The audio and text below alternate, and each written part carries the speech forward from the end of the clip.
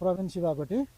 आज चाहिँ म चाहिँ यो नमस्ते उपकार नेपाल सुधार केन्द्रको चाहिँ दोस्रो बिल्डिङ जो चाहिँ अति रमणीय स्थलमा तारकेश्वर नगरपालिकाको चाहिँ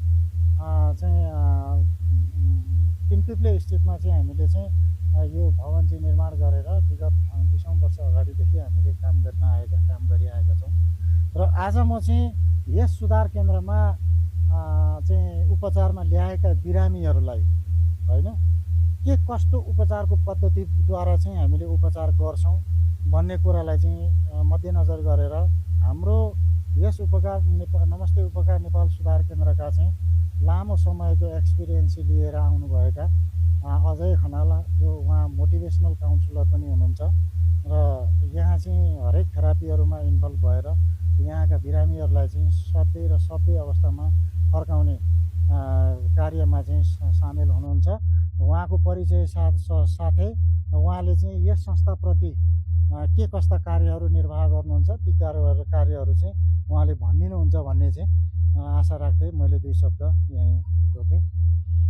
हजुर नमस्कार हजुर, म अजय खनाल, मेरो बसाइ नागार्जुन थाई ठेगाना हो र म नमस्ते उपकार नेपाल सुधार केन्द्रमा काउन्सिलिङको पदमा कार्यरत छु र यहाँ मैले दाइरेको मोटिभेसनबाट पनि धेरै नै प्रभावित भएर नै मैले पनि यो कार्यलाई अगाडि बढाउँदै गएँ र यहाँ जुन उपचार पद्धतिमा आउने क्लाइन्टहरू हुनुहुन्छ उहाँहरूलाई चाहिँ हामीले कस्तो तरिकाले दिँदाखेरि काउन्सिलिङ चाहिँ उहाँहरूको मानसिक अवस्था स्ट्रङ होस्, किन फिजिकल्ली भन्दा पनि हामी जस्तो दुर्व्यसनीहरूलाई चाहिँ मेन्टली अवस्था चाहिँ बलियो नभएसम्म उनीहरू नसा छोड्न सक्दैन होइन।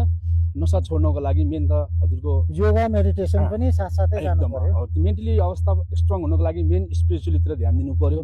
योगा भयो हजुरको, त्यसपछि अब प्राणायामहरू बिहान गराइन्छ, एक्सर्साइजहरू गर्यो भयो, अनि मेडिटेसन ध्यानबाट पनि, किन ध्यान हामी दुर्व्यसनीहरूको के हुन्छ भने मेन कुरो चाहिँ हजुरको चाहिँ ध्यान भड्किरहेको हुन्छ। जुन एउटा डाइरेक्सनमा हिँड्नुपर्ने कुरामा उनीहरूको दिमाग भड्किरहेको हुन्छ।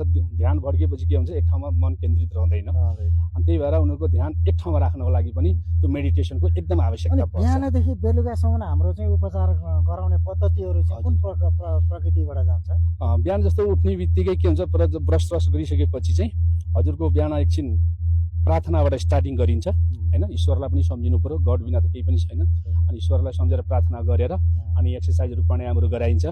अब त्यसमा धेरै एक्सर्साइजहरू हुन्छ, जस्तो अब श्वास प्रश्वासको हुन्छ हजुरको, जुन श्वास प्रश्वासबाट उनीहरूले आफ्नो फिजिकल्लीलाई एकदम राम्रो भित्रको जुन विकारहरू छ त्यो बाहिर फ्याँक्ने मौका पाउँछन्। अनि अर्को कुरो त्यसपछि ध्यानहरू पनि गराइन्छ। ध्यानबाट पनि उनीहरूको मन केन्द्रित रहनलाई एकदम सहायता पुग्छ, मद्दत पुग्छ होइन।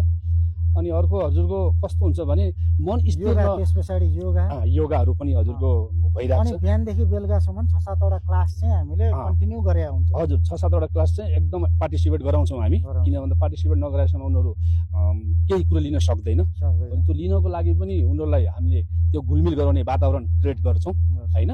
कसैलाई पनि सुधार केन्द्र बस्नु मन लाग्दैन, तर आइसकेपछि उनीहरू आफ्नो जुन गल्तीहरू हुन्छ नि महसुस गर्न थाल्छ, गिल्टी फिल हुन्छ, त्यो चाहिँ हामीले हेर्न खोज्छौँ। जबसम्म उसले रियलाइज गर्दैन नि आफ्नो गल्तीहरू स्वीकार गर्दैन भने उसले नसा छोड्न सक्दैन।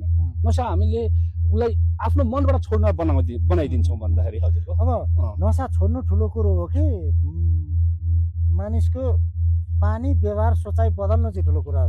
हजुरको नसा भन्दा पनि मेन त बानी व्यवहार हो, एटिट्युड र बिहेभियर हो। जबसम्म मान्छेको सोच परिवर्तन हुँदैन, बानी व्यवहारमा सुधार आउँदैन भने नसा छोड्नै सकिँदैन। किन कोही पनि एकैचोटि नसामा पुगेको होइन, पहिले उसको बानी व्यवहारमै असर परेर होइन त्यसपछि ऊ नसामा पुगेको हो। कोही ब्याड सर्कलमा पुग्यो, कोही अब भन्छ नि आफ्नै बढी मात्रामा विल चलाएर, कोही हिरोइजम देखाएर होइन, कोही टेन्सन बढी भएर खाएर, कोही चाख्नको लागि मात्रै भए पनि कस्तो हुँदो रहेछ देखासिकी, त्यो हिसाबले नसा सेवन गरेका रहेछन् होइन। अब नसा सेवन गरिसकेपछि लाग्ने रोग त एउटै हो, एडिक्सन अफ डिजिज होइन, दुर्व्यसनको रोग हो हजुरको होइन। अब यो रोग चाहिँ कस्तो हुन्छ भने हजुरको निको पार्न मिल्दैन, तर यसलाई रोकथाम गर्न सकिन्छ, कन्ट्रोल गरेर राख्न सकिन्छ। अब त्यो पद्धति पनि हामी सबै सिकाउँछौँ उहाँहरूलाई। त्यसको लागि अलिक समय त लाग्छ हजुरको।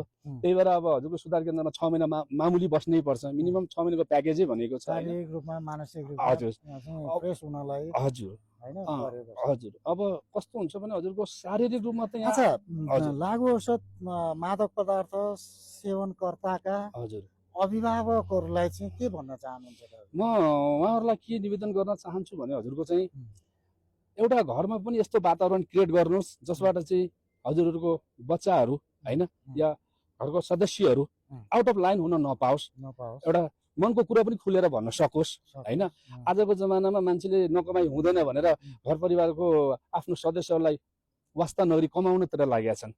घरको जुन एउटा वातावरण एउटा हुन्छ नि सफा वातावरण, मनको कुरा भन्न सक्ने त्यो चाहिँ बनाउनु पर्यो। हरेक अभिभावकले मनको कुरा बुझ्नु सक्नु पर्यो। कतिले अब भन्दा पनि अभिभावकलाई फुर्सद छैन सुन्नलाई, किन बिहान अफिस गएपछि बेलुका आइन्छ थाकेर अनि रेस्ट गर्नुहुन्छ भनेपछि परिवारले टेक केयर गर्नु पर्यो। सदस्य घर परिवारका आफ्ना चाहिँ बालबच्चाहरूलाई चाहिँ केयर गर्न नसकेको अवस्थाले पनि व्यक्तिहरू दुर्व्यसनमा फँसेका छन्। हजुर एकदम 100% हजुर। त्यसले गर्दा मेन चाहिँ उपचार पाउनको लागि चाहिँ के गर्नु पर्यो कतिपयले थाहा पाएका हुँदैन हजुर होइन। हजुर त्यसको लागि चाहिँ के एडभाइस गर्नुहुन्छ? अब उपचार पाउनको लागि चाहिँ हजुरले अब सुधार केन्द्रहरू त अनगिन्ती नै छ, तर अब हजुरको जस्तो अब नमस्ते उपकारबाट अब धेरैजना उठेका हामीले देखाइसकेका छौँ होइन। अब नसा छोड्नका लागि एउटा कस्तो हुन्छ भने भित्रै मनैदेखि आउनुपर्छ। अभिभावकज्यूहरूलाई पनि म निवेदन के गर्छु भने हजुरहरूले पनि हेरेर होइन अब आफ्नो जुन सदस्यजन हुनुहुन्छ नसा सेवन गरेर उहाँलाई सुधार गर्ने क्रममा हजुर आफू खुसी चाहिँ आउनुहुन्न होला है सके कोही कोही त्यस्तो हजुरकोमा आफ्नो विलिङनेस पावर जसले चाहिँ अब मलाई पुग्यो इनफ भन्ने हुन्छ नि। अब मलाई नसाले केही दिएन मलाई भनेपछि उनीहरूलाई झुक्क्याएर बाहना बनाएर अथवा समातेरै ल्याउनु पर्यो। त्यही अब त्यस्तो अब कसैलाई पनि सुधार केन्द्र भन्ने बित्तिकै ल्याइसकेपछि अनि 2-4 दिन त रिसाउँछन् हजुरको। त रिसाउँदा पनि जब हामी उनीहरूलाई त्यस्तो वातावरण क्रिएट गरिदिन्छौँ भित्र, ए म मात्रै होइन रहेछु, म जस्तो धेरैजना रहेछन्, किन एक अर्काको ऐना भनिन्छ, छोड्नु पर्ने रहेछ। यो चिजबाट चाहिँ मैले केही पनि पाइनँ अनि कुराहरू घुमाउँदै हजुर। केही समयपछि उसको के हुन्छ भने मानसिक अवस्था पनि बलियो हुँदै जान्छ, जसले गर्दा उसले आफ्नो गल्तीहरूप्रति गिल्टी फिल हुन्छ, रियलाइज गर्न थाल्छ होइन, अफसोस हुन्छ, पश्चाताप गर्छ, जुन चिजले चाहिँ उसलाई अगाडि बढ्न मद्दत गर्छ क्या हजुरको। त्यसपछि उसले मनको कुराहरू पनि खोलेर भन्छ होइन। अनि अनेस्टीको प्रोग्राम पनि भनिन्छ हजुरको, यानीको प्रोग्राम हो यो होइन। सुधार केन्द्रमा धेरै कुराहरू सिकाइन्छ। एउटा हजुरको क्लास बाहेक पनि एक्सर्साइजहरू जुन गराइन्छ त्यसबाट पनि धेरै कुराहरू हामी सिक्छौँ। हाम्रो भित्रको जति विकारहरू छ त्यो फाल्ने मौका पाउँछौँ। आफ्नो विड्रल भन्छ नि जुन औषध मादक पदार्थ प्रयोगकर्ताहरूले प्रयोग गरिराखेको अवस्थामा झट्टै हामीले सुधार केन्द्र ल्याउँछौँ। सुधार केन्द्र ल्याइसके पछाडि उनीहरूले त त्यो चट्टै छोड्छन्।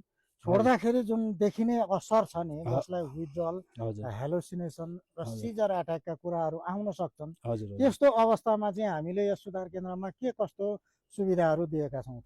अब यस्तो हुन्छ हजुरको यहाँ हरेक सुविधा छ। जस्तो हेलो हान्नेलाई चाहिँ हामीले बेला बेलामा औषधिहरू दिइरहेका छौँ हजुरको होइन।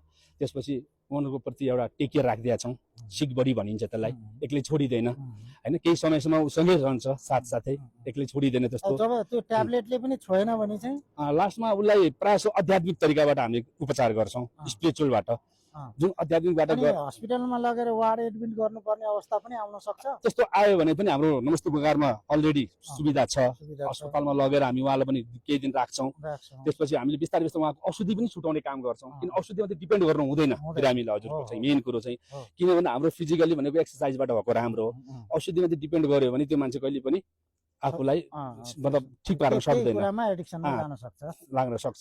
धन्यवाद। हाम्रो अजय सर हुनुहुन्छ उहाँ चाहिँ नमस्ते उपकार नेपाल सुधार केन्द्रको चाहिँ मोटिभेसनल काउन्सिलर हुनुहुन्छ। उहाँले यहाँभित्र चाहिँ काउन्सिलिङका पार्टहरूमा चाहिँ एकदम राम्रोसँग प्रोफेसन तरिकाले चाहिँ उहाँलाई चाहिँ व्यक्तिहरूलाई चाहिँ नसा के हो, यसका असर के हुन्, यो खाएर के पाएछु, यो खाएर के कुराहरू गुमाएछु, मैले यो चिज खानुपर्ने हो या होइन भन्ने कुराको चाहिँ वास्तविक चेतना दिने क्लासहरू हुन्छन्। जो हाम्रो रिहामा इनपुट सेसन हुन्छ, मोटिभेसनल क्लासहरू हुन्छन्। स्पिरिचुअल क्लासको लागि हाम्रो चाहिँ ओम शान्ति कुञ्जिका चाहिँ म्याडमहरू आएर चाहिँ उहाँहरूलाई चाहिँ चेतनाका कुराहरू दिनुहुन्छ। यसरी हामीले चाहिँ उपचार गरिरहेका छौँ। हस् त आजको लागि हाम्रो यो दोस्रो भिडियो चाहिँ नमस्ते उपकार नेपाल सुधार केन्द्रको तारकेश्वर अवस्थितमा हामीले चाहिँ आएर सबै कुराहरू चाहिँ यहाँहरूलाई दिएछौँ। फेरि पनि हामी आउने नै छौँ र त्यो तेस्रो भिडियो चाहिँ हामीले हाम्रो हस्पिटलको सम्बन्धी चाहिँ डक्टरहरूसँगको कुराकानी लिएर हामी अगाडि बढ्नेछौँ। धन्यवाद, नमस्कार, जय